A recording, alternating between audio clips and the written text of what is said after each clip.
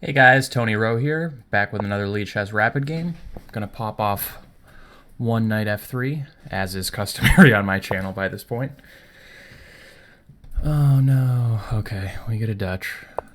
Truth be told, I don't know that much about playing the Dutch from the white side. It happens so infrequently I haven't bothered to study it that much. Please don't play a Leningrad. Please don't play, damn it. Okay, well, I'm gonna castle. I guess I'm playing d4. All right, let's mix it up a little bit. This is not a bad line by any means, but a lot of people haven't seen it, so I like to play it for that reason alone. Let's go c4. The 3 pawns attack against the Leningrad Dutch. See, he's confused.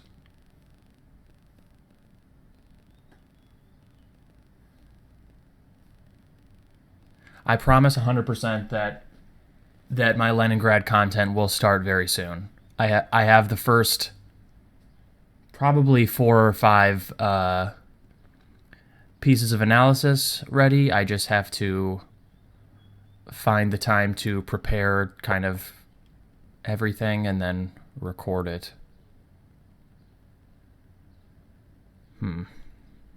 94 is interesting. Of course, now there's some long diagonal business, and I can't go knight c3, which is really what I wanted to do. Queen b3 comes to mind, or just bishop b2 would be a very standard option. I wonder if there's any real difference.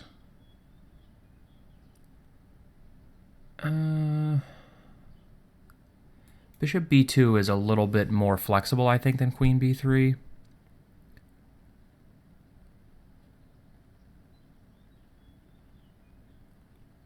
He's also sort of hinting at e5, isn't he? So, okay, I'm going to go bishop b2 just to stop e5 for the time being.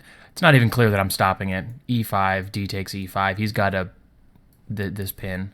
I feel like every opening I play, I run into like this pin where black can go e5, d takes e5, and then something like knight d7 or knight c6.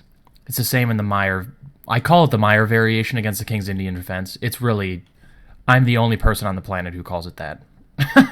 I just really love Georg Meyer, and that 6b3 variation against the King's Indian defense doesn't have a name, so I call it the Meyer King's Indian. I'm hoping that I just popularize that. Wow, he's just going for it. That's probably not even a bad move. It's probably a good move. Oh, dear. How much am I worried about c takes b4? How much should I be worried about that? So, I'm wondering if I go knight b to d2. I don't want to play something like a3. I could play something like a3, I just don't want to. The Brahminator, a frequent friend of and follower of the channel. Shout out to Brahminator and shout out to his mom. And I'm not being a jerk. He asked me to shout out his mom. Actually, scratch that. He asked me to shout out his mum. But you know, for an American like myself, that's mom. So sorry for the diversion there. So I'm wondering if I can go knight b to d2 with the point that after knight takes d2, queen takes d2, I'm protecting b4, and if knight b to d2, c takes b4, knight takes e4, f takes e4, knight g5, he can't really protect the e pawn. Whoops. And I'd be more than happy for him to play c takes d4 and deflect away from the pressure on my center here. But a3 also makes a lot of sense, doesn't it? It's a little bit less risky. Okay, let's just go a3, I think. Keep the tension and not worry about all this pawn stacking nonsense. But I'm going to make a mental note to look at knight b to d2 after the game. This is me being conservative. I think it's possible that knight b to d2 was the best move, but it's a little bit more risky too, so.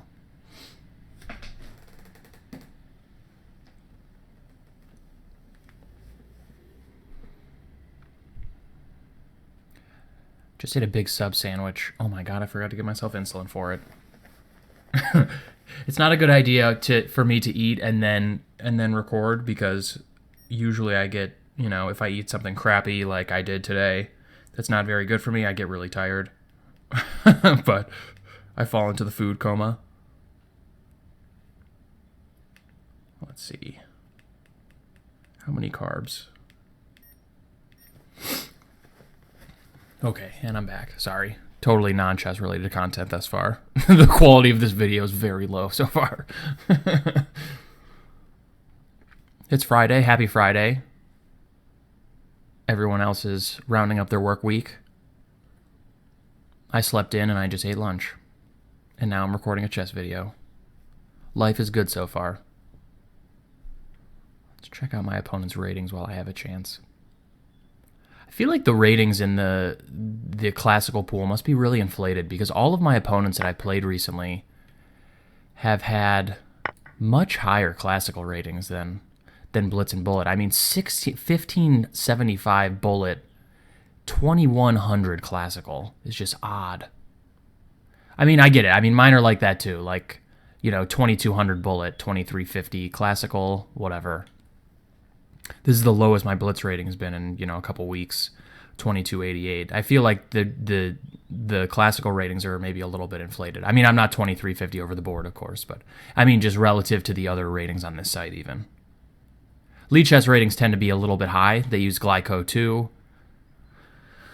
and they start people at provisional 1500, so the ratings on lead chess tend to be a little bit inflated compared to, let's say, USCF or FIDE, but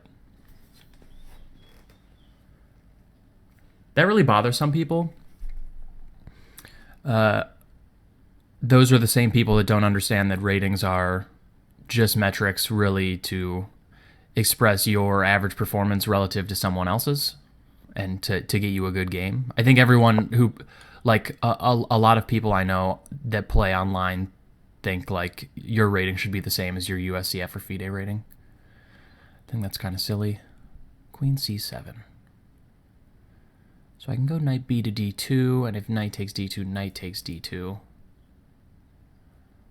I'm not in love with that, though.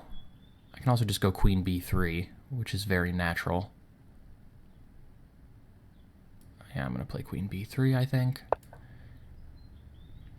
He can get really creative with bishop e6, but I don't think it's very good. Probably d5, bishop takes b2, queen takes b2. He can't take on c4 because his bishop is hanging. And then I think I would prefer white in that position, so.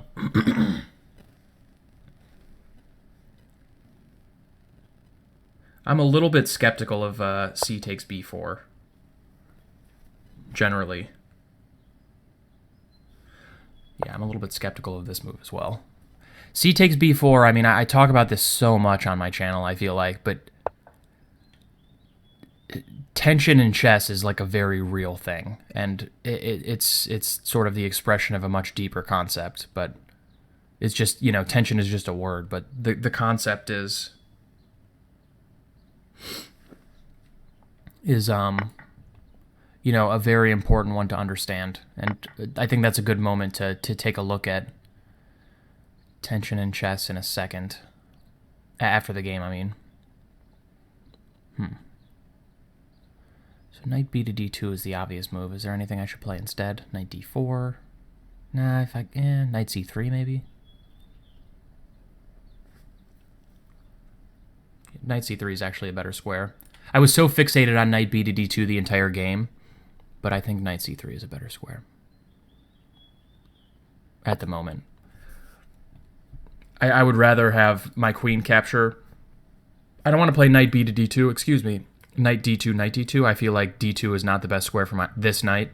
For instance, I really want this knight sort of hovering around these squares because they look at this really weak e6 square. So I would rather, when trading off this knight, trade it for this knight and have my queen end up on the c3 square. And also knight b5 to d4 perhaps is possible. That would be kind of humorous to go knight b5, knight d4, and then knight g5 with this knight.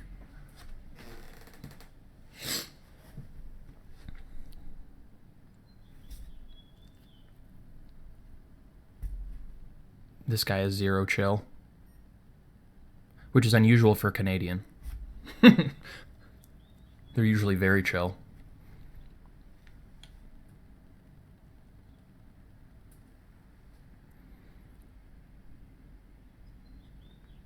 Rook c8, rook fc8. What happens after rook fc8? I didn't really see that. It's a good question.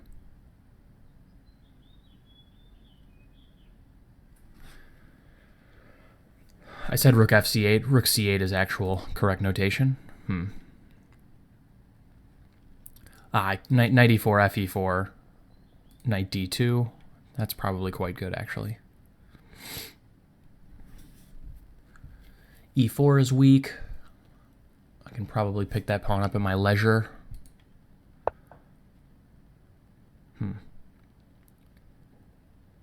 Really?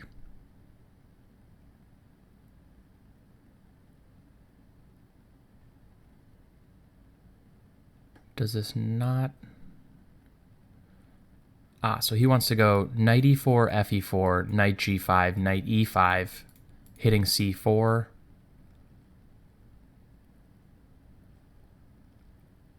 Perhaps rook f to e1, fc1 rather, protecting it, and then like rook f to c8.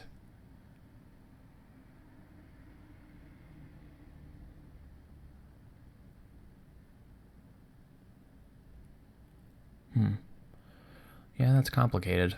I think in that position, though, I can go c5, and it's quite strong. So the line I'm looking at is knight takes e4, f takes e4, knight g5, knight e5, rook f to c1, rook f to c8. If he goes rook a to c8, a7 is hanging in a lot of variation, so I assume he doesn't want to do that.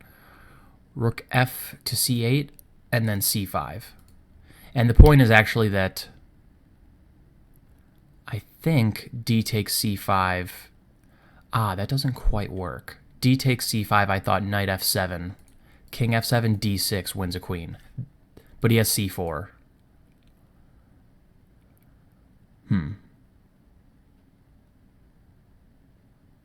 Well, if d takes c5, b takes c5 seems fine.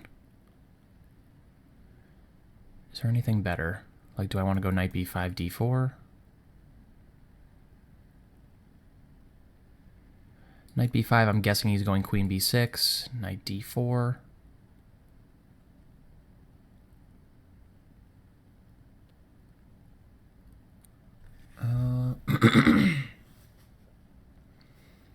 It feels like I should take here. And saddle him with this. I can also go knight d4. I don't know if that is actually probably not any better. I really like the look of knight e4, fe4, knight g5. Knight e5, rook f to c1. I'm ready to unleash c5 in that case, and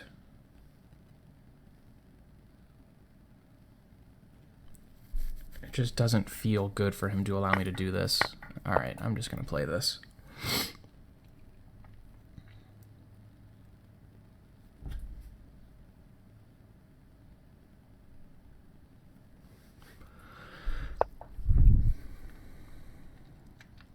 Yeah, I don't really get that either.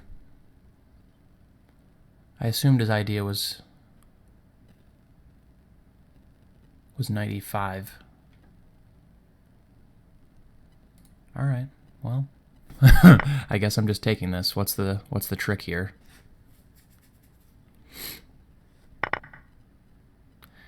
Maybe he has b5 at some stage, just fracturing my pawns. That wouldn't be the worst idea in the world. He'd be down 2 pawns, but my pawns would be pretty wrecked. e6.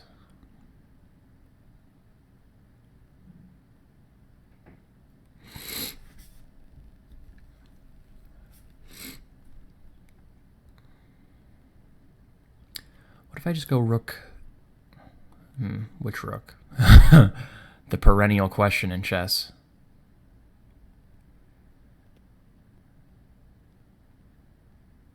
If I go rook f to d1 here, my thought is, of course, that if he takes, I take with the bishop, and I keep a piece on the d5 square and look at this weak d6 pawn. And if he goes e5, then I'll switch and go rook f to c1 and push c5. But I'm leery about going rook f to d1 because of this f2 pawn. You know, maybe he has, like, you know, some nonsense on f2.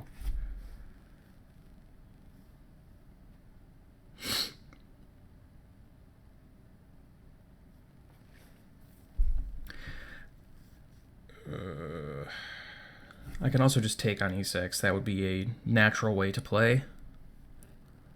I think I like rook f d1 though. I'm not sure. I think the stuff on f2 is a little bit illusory. I think probably, you know, I'm seeing ghosts. f3 or e3 at some point is probably just good enough to mostly shut that down. f3 king g2 looks solid.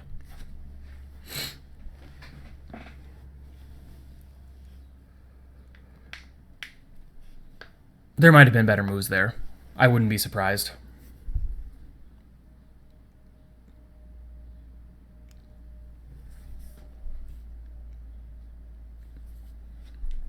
I have to keep in mind tactical resources that involve queen c3 or queen b2 check.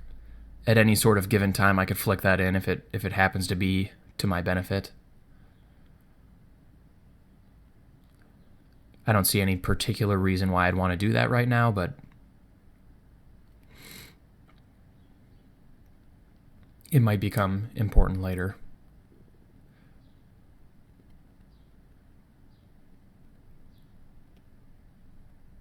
For instance, maybe if he decides to go b5, I can go queen c3 check, king g8, c5, or something like that. I don't know.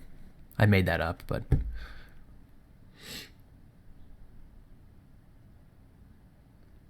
So I'm up a pawn, and I think I have some positional trumps as well, so I wouldn't be surprised if after the game, if we check this, it thinks I'm, you know, barely, like a computer would think I'm barely winning here, you know, like plus 1.5 or something like that.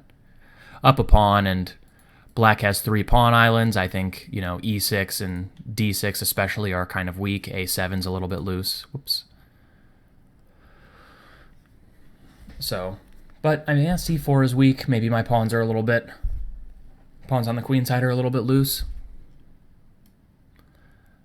That's what happens when you do this in the opening.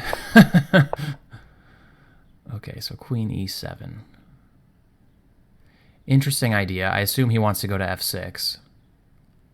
Or, I mean, he has the tactical threat of e takes d5 here too, which hits a bishop, and bishop takes d5, rook takes d5, queen e2.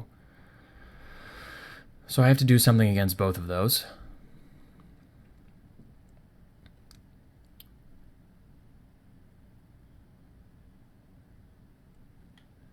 Thinking I want to play d takes e6, bishop takes e6, and then maybe I'll flick in like queen b2 check or queen c3 check just to stop his queen from getting to f6, and then maybe I'll just hunker down with bishop f3 and guard f2, guard e2, and just ask him what he's doing about this thing, and really this thing actually.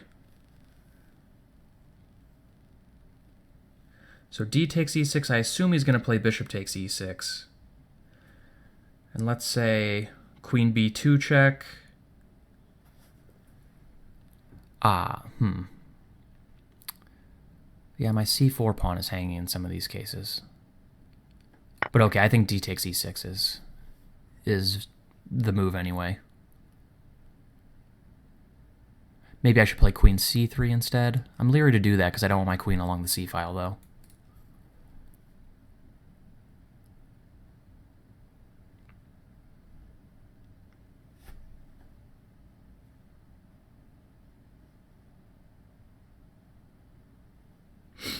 Probably at some point, I should just go queen takes.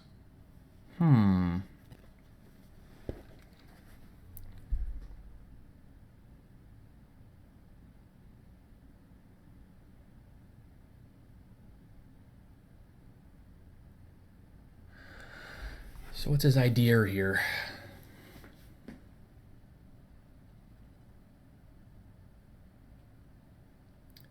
I have a lot of moves.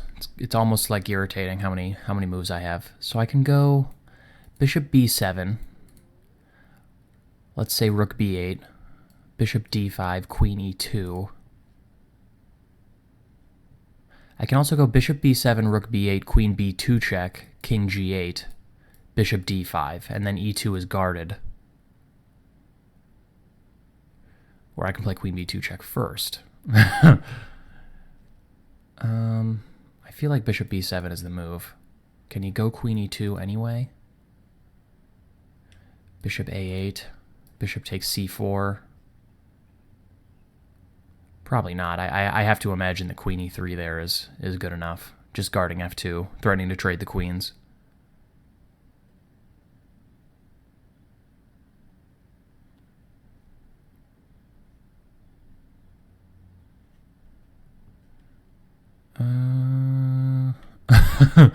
Okay, I'm going to take this. I hope there's no trick. It seems good.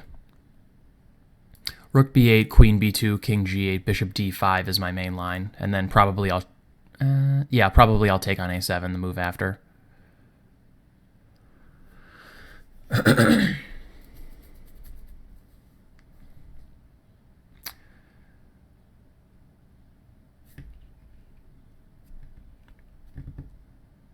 Things are getting concrete. Sometimes in chess when you're winning, this is something that I struggle with actually, is I think just stylistically I prefer to keep the game under like really tight control, like lock and key. It's almost like an OCD thing, you know.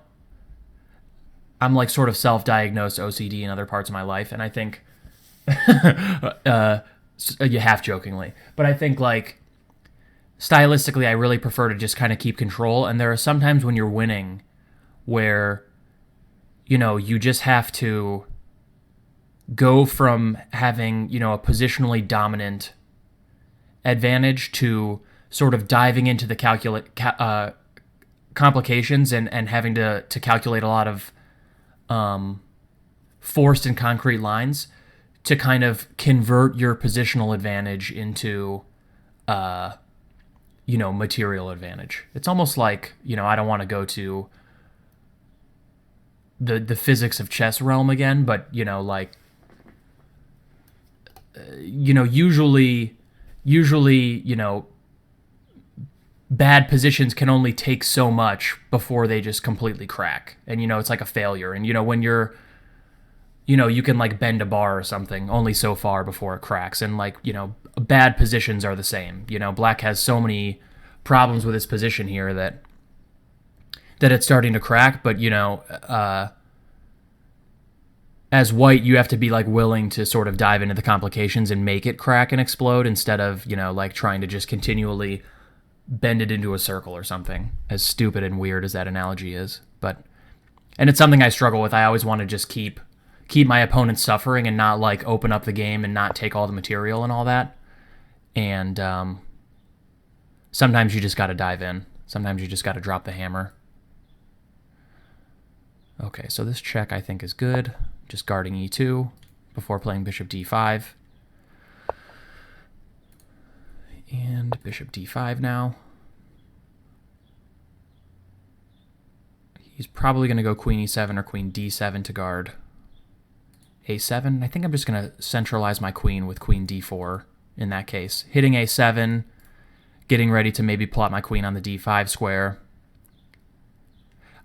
If he goes like queen e7, I don't really want to trade and give him like the doubled rooks on the f-file and a guardian of the a7 pawn for free. So again, I'm going to leave the tension between these bishops because it's to my advantage for him to take here and like allow my rook to the d5 square, and it's to his advantage if I take here and allow his rook to the f7 square. So I'm just going to leave it. Braminator, why are you doing this to me, buddy? You were following the game. I had like a fan. I had, you know, like this guardian angel on my shoulder, and then you just leave. That hurts. Deep. That cuts deep. But still, shout out to your mom. She's chill.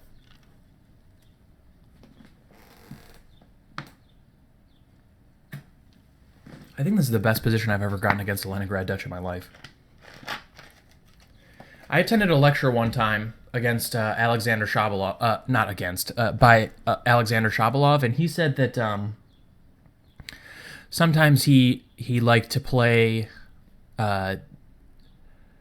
his opponent's favorite openings against them because he feels like it's really psychologically difficult to play that way. I think he was referencing one time where he played Alekhein's defense against Hikaru Nakamura, and Nakamura is probably the highest rated player who consistently sort of ventures the Alekhein's defense in important games. So, yeah, it was kind of an interesting note, and I think sometimes that's true for me too.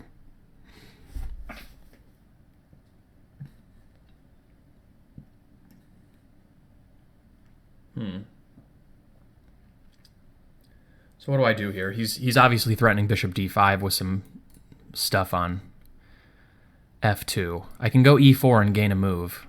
So e4, take that move for free, but that's a pretty weakening move. I'm not sure I want that move for free. For instance, e4, then queen f3 or something, and he's kind of hassling me. Actually, probably I'm still quite winning there, though. e4, queen f3, rook a7. And if bishop d5, rook d5.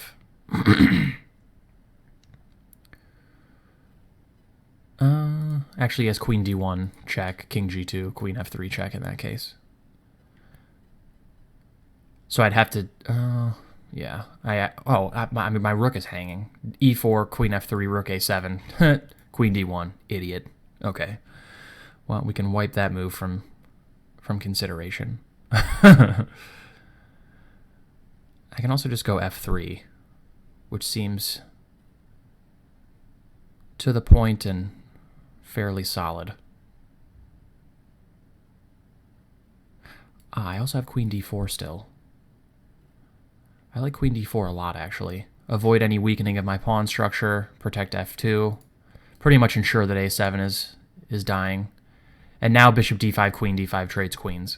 Ooh, this is the move. This move is the nut. This is the one, people. This is the kind of strong centralizing move positional players love to play. You know, you grab your queen, you slam it on d4, you like make a screwing motion, like screwing it into that square, and you just, you know, let your opponent chew on it for a while.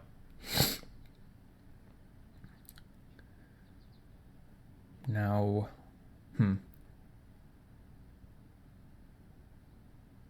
yeah, I mean, if he plays bishop takes d5, I'm just totally winning, I think. So I wonder if that means queen f5 is not the best square, because at some point, I mean, he really needs to take on d5. His bishop's fairly bad, and he needs to open up the f-file to really get anything done, so...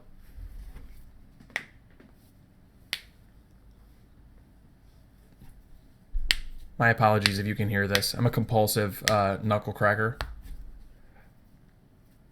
My mom hates it. I feel like I'm not delivering a lot of quality chess content this video, and for that I apologize.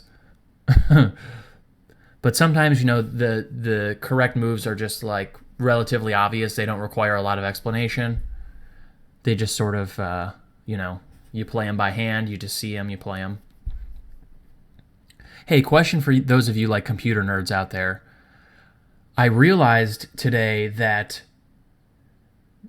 mechanical keyboards, you know, like those fancy keyboards where instead of like the silicone like mesh underneath that have like those little bumps, that mechanical keyboards have the same switches as the Chronos chess clocks. Can you hear this?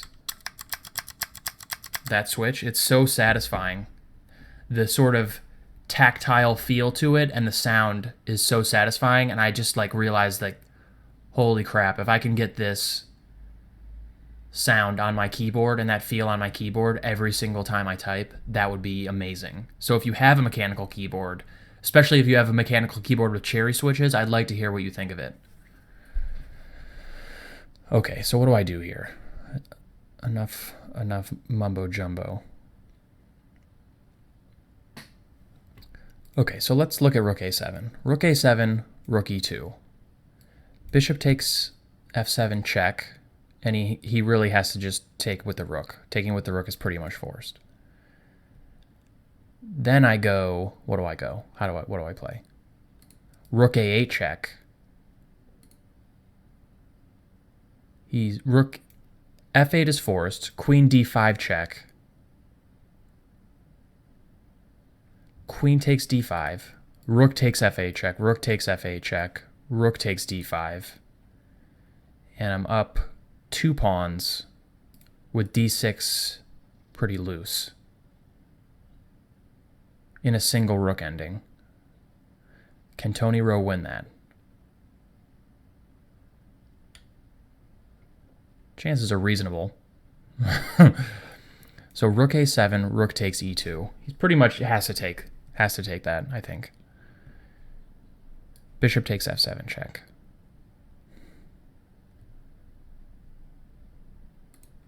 Rook takes. Rook a8, rook f8, forced, looks like. Queen d5 check. That move's not forced, but it looks simple. Queen takes d5, rook takes f8. King takes f8, rook takes d5, like rook c2 probably. Rook takes d6, rook takes c4, b5, rook b4, rook b7, I guess. Oh, my rook's on, not on.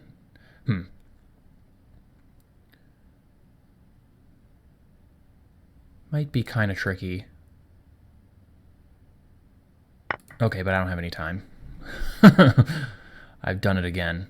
This 5-second ink is going to come in handy, though. All right, so let's play this.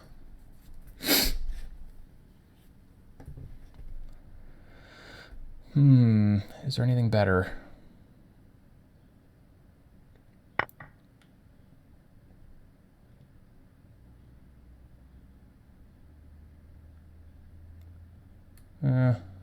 This seems perhaps the most clear.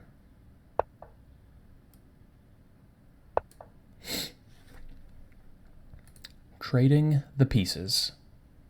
I hear that's a good idea when you're at material. Oh, he has king there, doesn't he? Ooh.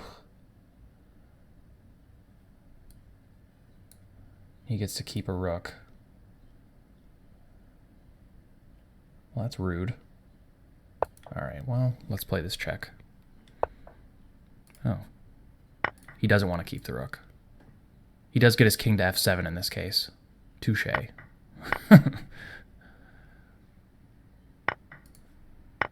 But I'm up 3 pawns. I mean, I think I can win this.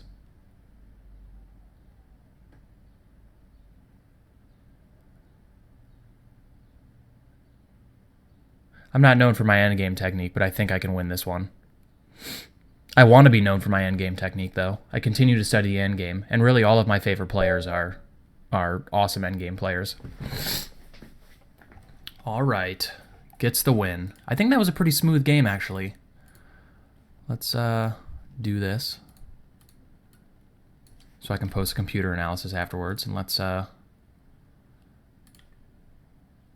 into my study here. Pop this game in here. Dude, love studies, man. Love this feature. Shout out to the 2 people who've liked my study so far. Okay, so knight f3, f5. It is possible, for a long time, I think people really like d3 here. You can see d3 scores pretty well for white, actually.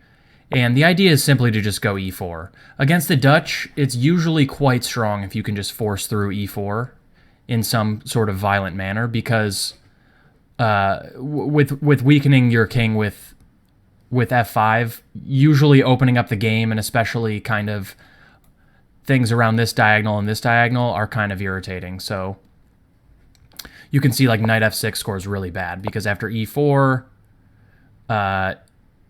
it starts to get a little tricky for black. Like f takes e4, and knight g5 is possible. I think d takes e4 is also quite good. Like knight g5 is the main move, and this transposes to actually the Littison gambit, I think it's called, to e4, which is that this is a man's move, where after here, knight f6, d3, etc. This is kind of a yeah. I mean, it's kind of a reversed. What the hell's the name of it? From gambit. So f4, e5, f takes e5, d6 is the from gambit, except that white already has knight f6 to knight g4 in, and knight f3 is in for white. So it's kind of like a reversed from gambit. And it's quite dangerous. I'm not sure it's actually anything for white, but it's dangerous. Like e takes d3, bishop takes d3 is honestly completely terrifying, because things like knight h7 is a threat where either way you take on h7, bishop g6 is mate. That kind of bad stuff starts happening. And if g6, you can take anyway, and bishop takes g6 crashes through, because there's this queen h5 check at the end. So knight h7, rook h7, for instance, bishop takes g6, rook f7. This is not what you want. And if knight h7 instead, this is mate, obviously. So yeah, it's kind of scary. And d3 is just kind of an attempt to get a sort of different version of this. And you can take here too, I think. And if knight e4, bishop d3 is very similar. Knight f6, I think knight g5 is probably the move, yeah. And this is quite scary. Same position, really. So, but I don't like messing around with that. One problem with relying on 2d3 as your repertoire choice against the Dutch, by the way, if you're interested in this kind of thing, I briefly is that you can get screwed out of it if people play like d6. So if people go d6 and then you go d4, then they can go f5 and womp womp, sad trombone, you can't play your line anymore. And it's the same with e6. So you could go e6, like g3, and then f5, and you've gotten whamboozled out of, let me turn off Google Hangouts here. You've gotten whamboozled out of, your line, so. I forget who I saw play this b4 move. Someone I like played this b4 move, and I was like, oh, that's interesting. Just kind of a neat idea to just gain maximum amount of space on the queen side and go bishop b2. It's very similar to going b3 and bishop b2, except white is just being a little bit more aggressive with the queen side space. So bishop b2 is quite a bit more popular and scores quite a bit better. I wonder why that's the case. Is there a logical reason why? I don't know. Yeah, I've had a couple people go knight c6 against me, and I've played b5, knight a5, knight b to d2 in that case. Oh, there's a Kramnik game from 99. Can't be doing that bad. a6 scores well for black, though. I would assume just a4, though. Bishop d7. Then c4. c6, just blowing everything open. Interesting. Yeah, I'll have to look into... Honestly, like, I really was not kidding when I said I haven't studied the Dutch all that much from the white side. I need to really badly, but I just haven't. This is kind of a mess. Knight e4. This is an interesting move, though. I mean, it's very thematic in the Dutch to try and trade off this knight on f6 for, like, a knight on c3 or whatever, because it lengthens the scope of this bishop, and it also prepares e5. Yeah, I thought briefly about queen b3 here as well. It's kind of a thematic move in this b4 system is to go queen b3, and it's a natural square for the queen, looking at down this diagonal, looking down the queen side, and protecting the b-pawn, etc. c5. Again, interesting. I don't know really what to make of it. I thought about knight b to d2. It scores quite bad. In the database. The computer likes it, though. So I was looking at c takes b4, knight e4, fe4, knight g5 as sort of my justification for playing this way. Because e4 hangs no matter what. Yeah, this looks complicated, but I like white here. So if knight d2 instead, I was just going to go queen d2, c takes b4, queen b4. Yeah, he can do that. I would probably go back to d2. Yeah, and e5. That seems fine for black, actually. What is the difference here?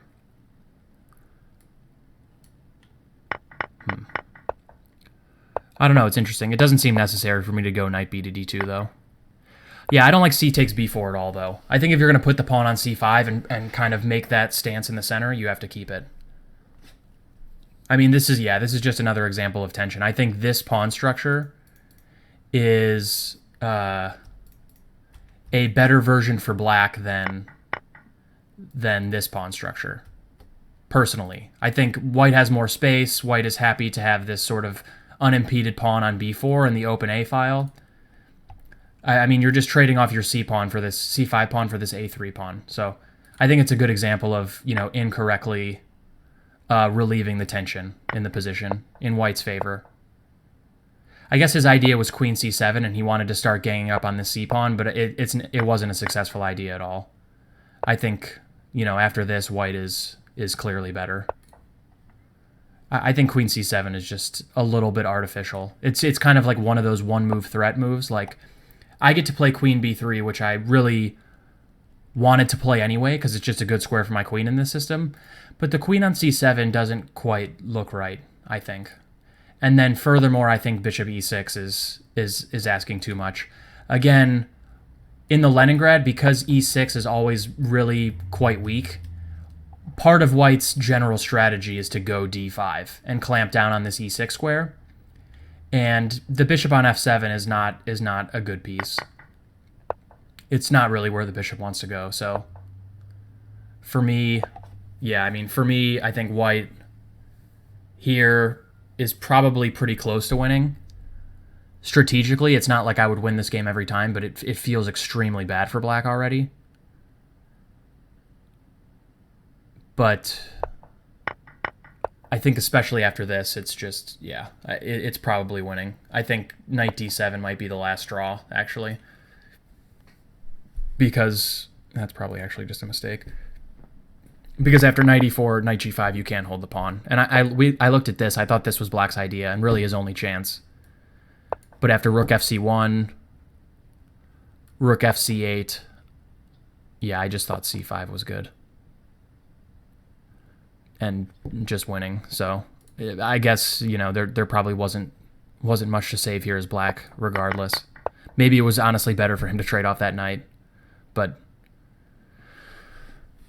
yeah, maybe I should have taken on e6 right away, like the computer suggests. Rook fd1 is a little bit more committal. I think because I ended up taking on e6 the next move anyway, maybe I should just take on e6 right away. I didn't like that he was hitting my c4 pawn, though. And I wanted him to trade on d5.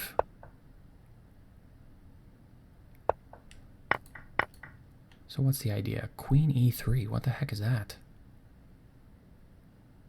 Yeah, this is like some computer stuff. Like, no human would ever play this way. I guess I'm hitting a7 is the point, but, like, no normal person is going to want to hang this c4 pawn for nothing. Not for nothing, but you see what queen e3 is not an intuitive move at all. But apparently it's good. I have no idea. Rook fd1 is more natural. Queen e7, d takes e6. Queen takes, and then rook d8. Yeah, I guess I could have taken on a7, huh? So rook a7, queen e2, bishop d5, I presume is the idea. And he's just sort of tied down, huh? King g8, all right. So rook f7, rook f7. Let's keep that pin for a hot second. Oh, just check and then c5 perhaps. Yeah, that's pretty good. That is also winning. But again, I just wanted to keep control, so I protected b2 and then... Probably queen f5 is, yeah, I mentioned during the video, I think queen f5 is probably a mistake. He should probably go queen e7 and protect the a7 pawn. I was just planning on... What was I planning on? I don't know if I even thought about this position all that much. Maybe just queen d4, though.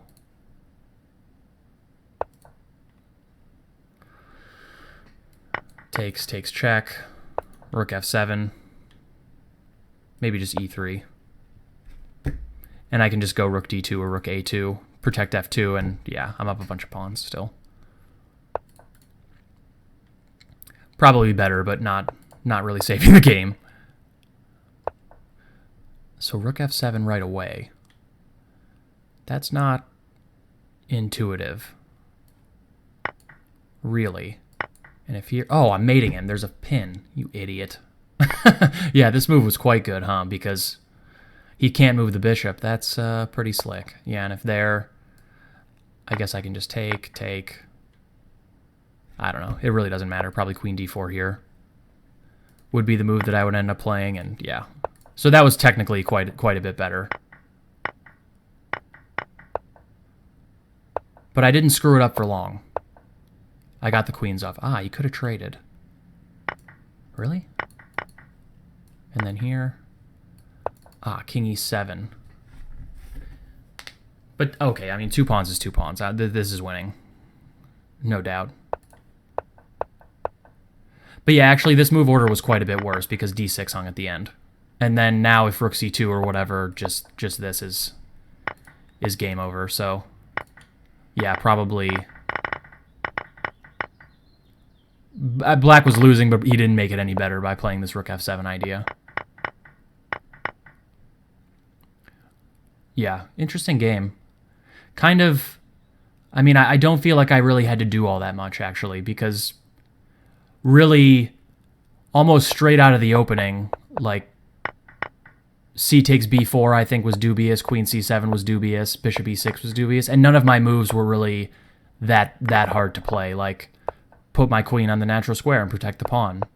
Push the pawn where I wanted it to go already with tempo.